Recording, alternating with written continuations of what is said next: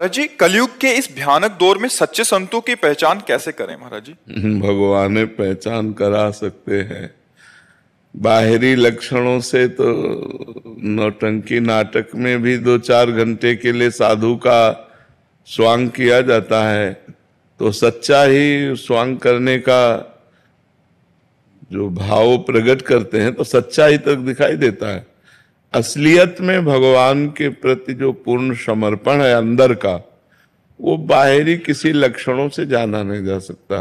दाढ़ी रखा लेना, बाल रखा लेना, तिलक लगा लेना, वेश परिवर्तन करके, ये कोई साधुता का स्वरूप नहीं है। ये बाहरी रूप साधु का है, लेकिन जो साधुता के लक्षण है वो आने चाहिए। भगवान ने वर्णन किया है भागवत में, सबसे बड़ा लक्षण है मय्यासक्त मना, जिनका मन भगवान में आसक्त हो गया है, भगवान में आसक्त चित्त वाले, मान अपमान में समान, दुख सुख में समान, लाभ हानि में समान, जिनके अंदर किसी भी तरह का कोई कलुष नहीं रह गया है।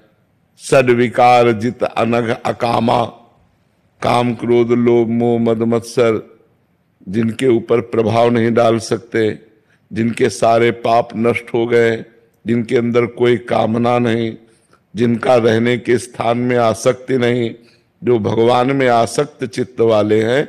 अब ये सब अंदर की बातें हैं, तो बाहर कैसे बताया जा सके कि कौन सही है कौन गलत है? ये तो केवल भगवान जान सकते हैं, नहीं जान सकते। जैसे हम रो रहे हैं तो पता नहीं कौन सा चिंतन करके रो रहे हैं, लगेगा संत है रो रहे हैं तो भगवान में रो रहे हैं, लेकिन जरूरी नहीं कि वो भगवान में रो रहा हो। चर्चा भगवान की चल रही है, उसका अंदर का चिंतन क्या चल रहा है, वो अपने किसी दुख से दुखी होकर अंदर के किसी चिंतन से रो रहा। तो ये बाहरी बातें किसी भी तरह प्रमाणित नहीं की जा सकती, लेकिन भगवान जानते हैं। तो हमें लगता है कि भगवान से प्रार्थना करें कि आप अपने जो निज संत जन हैं उनसे मिला दो, तो वो मिला देंगे। कई बार सही मार्ग में चलते हुए भी फिसलन हो जाती है, मतलब सही है लेकिन गलती हो गई है, तो लोग उसे कह सकते हैं कि साधु नहीं है, लेकिन ऐसा नहीं है। वो सही है, वो सही मार्ग में चल रहा है, लेकिन फिसल गया। और एक होता है दंभ करके नाटक करके साधु का भेष रखना, वो तो पापमय है।